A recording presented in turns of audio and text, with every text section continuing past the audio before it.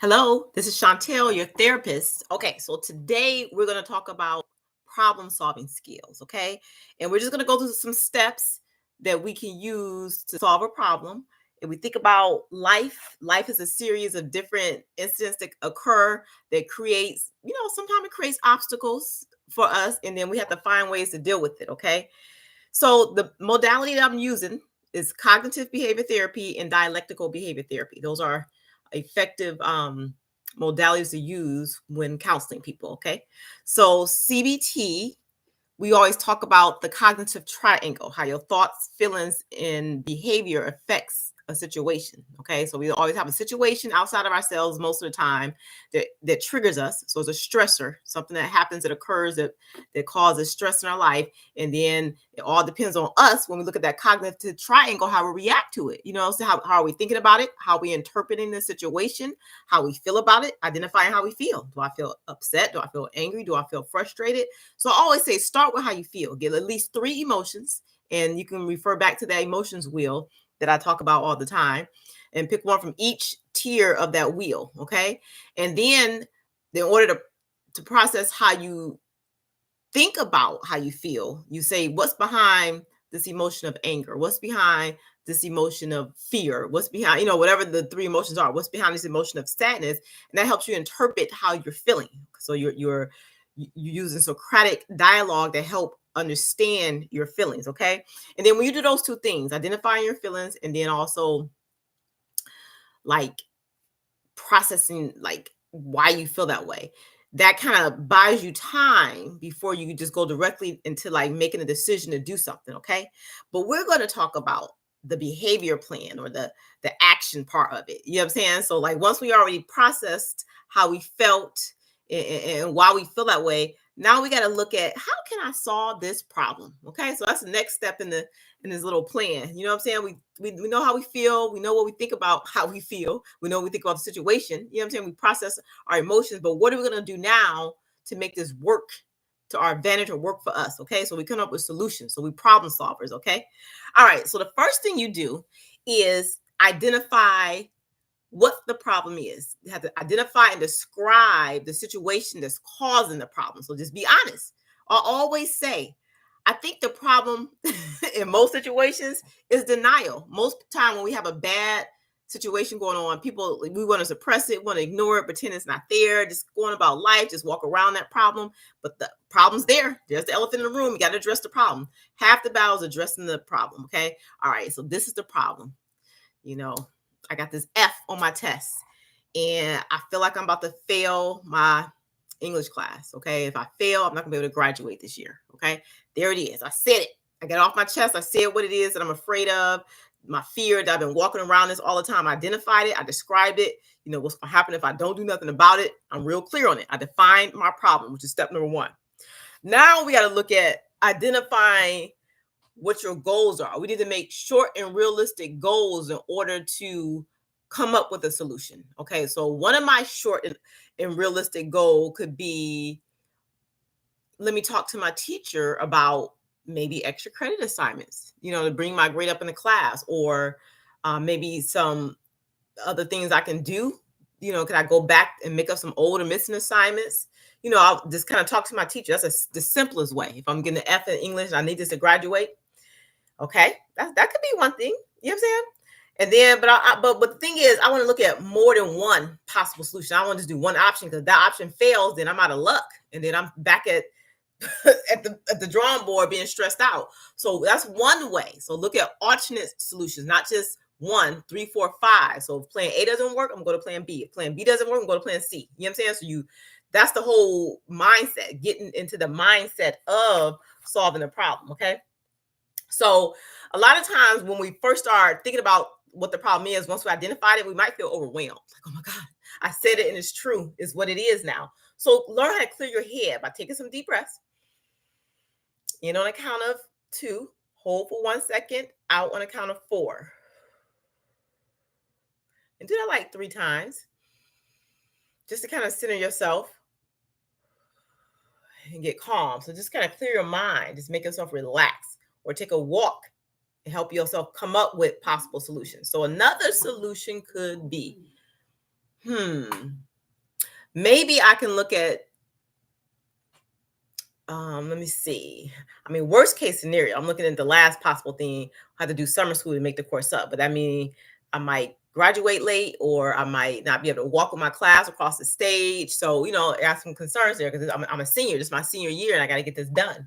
Okay, that's worst case scenario. So we know it's not the end of the world. If I don't pass this class for whatever reason, I know that I can do some summer school to make up the work. But let's try to see what I can do before that. So I'm definitely going to talk to my teacher, see about extra credit, seeing how many points I need, like what percentage I need in order to pass. I know I got my GPA needs to be a certain level. I need to have at least a 2.0. So if I pass the class with like a 66, even though it's a D, do I still have enough quality points, or like, do I still have enough as far as my GPA where I still can graduate? Will I still be at that 2.0? So looking at the technical details in the situation. So maybe my grade right now is a 58% F. Okay. So how exactly, I will ask my teacher exactly how many points do I need to bring it up to in order to get like a 60? If all I need is a D to pass, because I know I'm an average quarters, 3 1/4, 4 grades. So maybe I got an A or B first quarter. So I'm gonna look at it's third quarter. So I'm gonna look at third quarter's grade and say, I only need this percentage in order to pass the class, in order to, to graduate. So you start looking at the technicalities of the situation and try to evaluate it and looking at the best solutions. So talk to the teacher about extra credit, looking at how many points you need, like what percentage you need in order to pass it. Even if you get a D, it's going to average in your fourth quarter and third quarter grades. So if you did high on third quarter and you average in the two, you might only need a D this fourth quarter, and it might average out to a C if you had a decent grade the first quarter. So that makes sense. So you just problem solve, and then you talk to your teacher about it. Say, listen, I know I kind of messed up and I goofed off and I got behind on my assignments, but I am serious. I want to graduate. I don't want to disappoint my family. What do I need to do? I'm willing to like do extra stuff. You know what I'm saying? If you have time after school, do you stay after school, Miss So and so? Because if so, I can come out there and work on some things for you, or work on some assignments, get some things done. A lot of times when you communicate that what it is that you're wanting and expressing yourself effectively in a respectful manner, in a sincere manner, people tend to work with you, because the most time people want to see people succeed, especially teachers. They want to see their students graduate, but they don't give grades out. So they're going to be like, okay, he or she is taking it serious. So, what can I do to help them? And they'll work with you. So like, you're working with somebody. Okay. And then you just implement it. So then you have to follow through. The follow through is important. So if the teacher say, yep, okay, I got these 2 extra credit assignments I want you to turn in by next week, Friday. No, can't be any later than next week, Friday. And then I also want you to come on Tuesday and Wednesday of next week to work on just these 3 assignments, and we can probably get your grade up to a C. Follow through. Don't no if, ands, or but. You make everything work to follow through what that teacher is doing for you to make your situation better for you. So you implement a solution, make sure you follow through with the action plan, what you say you're gonna do. Okay. So that's what it is. So this is to review. You identify whatever the situation is. You got to say it out loud or write it down. This is the problem. I'm failing my English course, which is going to make me not graduate. Okay, what are the goals, or what are my short-term goals? What do I need to do to solve this problem? I need to talk to my teacher first, see about extra credit, see about staying after to make up the work, looking at my third quarter grades and see what I need to get for fourth quarter in order to make myself pass the second semester so I can pass English and graduate. So you look at the technical options. You know what I'm saying? So I at least need a 60% in order to pass with a C in this class. Okay. Because we're averaging quarters 3 and quarters 4 grade. And then you just look at all your options. What do I need to get done? Okay, so you can go back in your grade book and look at assignments that you missed and ask the teacher which assignments is she willing to still check and let you do, or for how much credit are you going to give me for it, and just have a meeting with the teacher and like let her know that you messed up, you goofed off, but you want to take it serious at this point and you appreciate any option that she can give you. You know what I'm saying? Then whatever option she gives you, make sure you follow through. You implement the plan to do what you got to do. If she say, yep, come on these 2 days next week after school, and then I want this extra credit done by Friday, make sure you do it. And that's it. So you just break it down. You break everything down in order to meet the goal. Okay. That's how you problem solve. So think of a problem that you had. It don't have to be a major, big problem. It could be anything. It'd be like, I got into an argument with my friend and now we stopped talking, but I'm feeling kind of sad about it, or maybe I was wrong and I feel like I want to admit my fault to it. You know what I'm saying? So then you look at the situation, be honest with yourself about your parts in it, be honest with yourself about the friend's parts in it, and then say, okay, what's my short-term goal? My short-term goal is I want to get my friend back in my good graces. I want to apologize to them. Okay, but my friend kind of resisting because I was extra. So the friend kind of mad at me. So yeah, look at solutions and options. What can I do? Maybe I can send her or him some candy, or maybe I can like send a little apology note. I'm so sorry for the other day. If you have time, maybe we can meet for lunch and we can just talk. You know what I'm saying? Or it's different little things you can do. Maybe send some flowers or some candy. Just show you know I'm thinking about you, and I'm thought about a conversation the other day, and I wish we could kind of talk about some things. I said some things I didn't mean. You know what I'm saying? So just come up with different options of how to get that friend to, let you have the opportunity to apologize to them.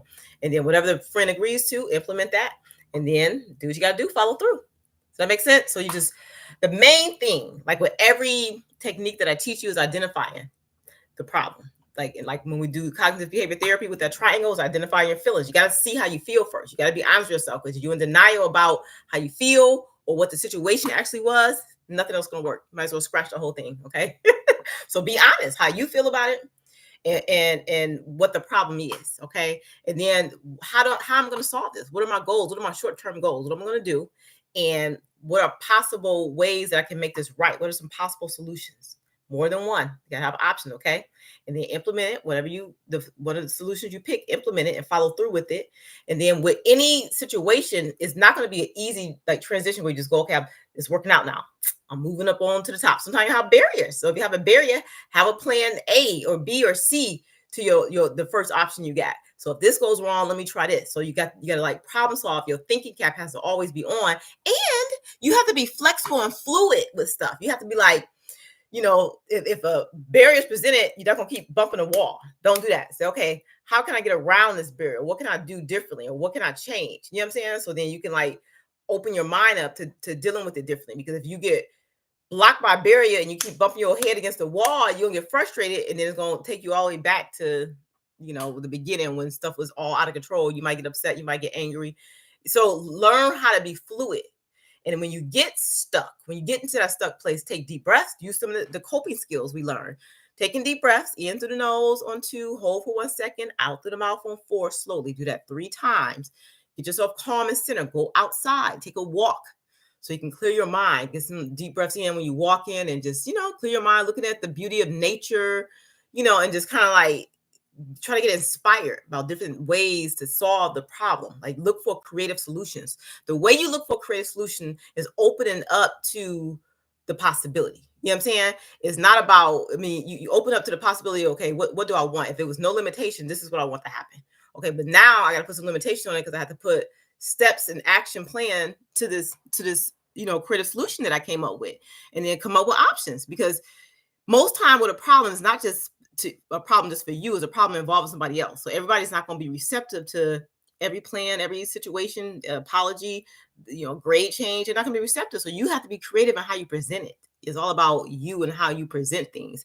And if one thing doesn't work, don't get stuck and let that anger and frustration come out and put you back at level 1.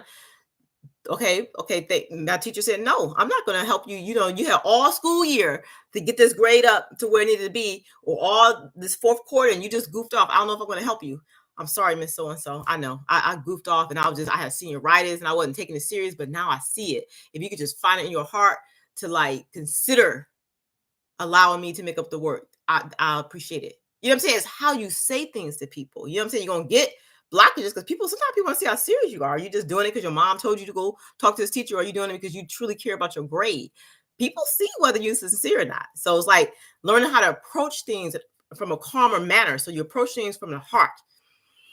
That's why I say take those deep breaths, because sometimes when you tense and stress, you become rigid, and you be like, oh, you talking fast, you worry, you stressed out. Then somebody says something you don't like, then you mad again, you blow up. So now nobody gonna help you. So learn how to be calm and expect resistance. Okay, it's not easy. Anything that's worth anything in life is not gonna be easy. So you gotta expect resistance, be apologetic. You know what I'm saying? Be grounded in what it is you want.